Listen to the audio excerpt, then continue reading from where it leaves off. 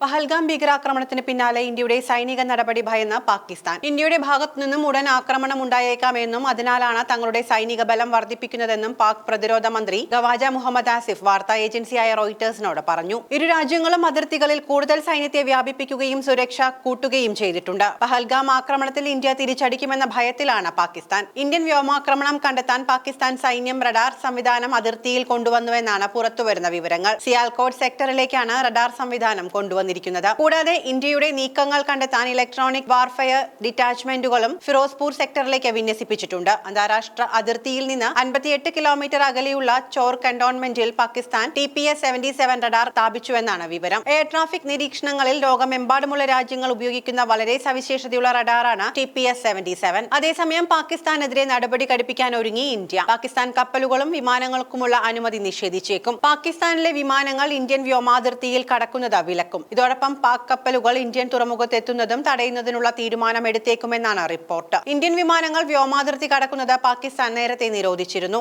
യുദ്ധം ആസന്നമായ സാഹചര്യത്തിൽ പാകിസ്ഥാൻ അതീവ ജാഗ്രതയിലാണ് എന്നും തങ്ങളുടെ നിലനിൽപ്പിന് ഭീഷണിയാകുന്ന നിലയിലേക്ക് വന്നാൽ ആണവായുധങ്ങൾ ഉപയോഗിക്കുമെന്നും പ്രതിരോധ മന്ത്രി പറഞ്ഞു. യുദ്ധം ആസന്നമായ സാഹചര്യത്തിൽ പാകിസ്ഥാൻ അതീവ ജാഗ്രതയിലാണ് എന്നും തങ്ങളുടെ നിലനിൽപ്പിന് ഭീഷണിയാകുന്ന നിലയിലേക്ക് വന്നാൽ ആണവായുധങ്ങൾ പ്രയോഗിക്കുമെന്നും പാക് പ്രതിരോധ മന്ത്രി പറഞ്ഞു. ഇന്ത്യൻ ആക്രമണ സാധ്യതയെക്കുറിച്ച് പാകിസ്ഥാൻ സൈന്യം സർക്കാരിനെ അറിയിച്ചതായും അദ്ദേഹം കൂട്ടിച്ചേർത്തു. അതേസമയം പഹൽഗാം ആക്രമണത്തിന് പിന്നാലെ ഡൽഹിയിൽ തിരക്കിട്ട കൂടിയാലോചനകൾ തുടരുകയാണ്. കേന്ദ്ര പ്രതിരോധ മന്ത്രി രാജ്നാഥ് സിംഗും വീണ്ടും പ്രധാനമന്ത്രി നരേന്ദ്രമോദിയുമായി കൂടിക്കാഴ്ച നടത്തി. കൂടിക്കാഴ്ചയിൽ ദേശീയ സുരക്ഷാ ഉപദേഷ്ടാവ് അജിത് ഡോവലും പങ്കെടുത്തു. സുരക്ഷാ സേന 4 തവണ പഹൽഗാം ഭീകരരുടെ സമീപത്തെത്തിയതായി റിപ്പോർട്ടുകൾ പുറത്തുവന്നിരുന്നു. പ്രതിരോധ മന്ത്രിയെ സംയുക്ത സൈനിക മേധാവി അനിൽ ചൌഹാൻ ഇന്നലെ സന്ദർശിച്ച് ചർച്ച നടത്തിയിരുന്നു. ഇതേസമയം BSF മേധാവി ദൽജിത് സിംഗ് ചൌധരി കേന്ദ്ര ആഭ്യന്തര മന്ത്രാലയത്തിലെത്തി സെക്രട്ടറി ഗോവിന്ദ് മോഹനെ കണ്ടിരുന്നു. പാകിസ്ഥാനെതിരെ എന്തു നടപടിക്കും സൈന്യം സുസജ്ജമാണെന്നും സേനാ മേധാവികൾ നേരത്തെ വ്യക്തമാക്കിയിരുന്നു. കൂടുതൽ സ്ഥലങ്ങളിൽ ഭീകരാക്രമണങ്ങൾക്ക് സാധ്യതയുണ്ട് എന്നാണ് ഇപ്പോഴത്തെ നിഗമനം. ഈ സാഹചര്യത്തിൽ കാശ്മീരിലെ വിനോദസഞ്ചാര കേന്ദ്രങ്ങൾ താൽക്കാലികമായി അടച്ചു.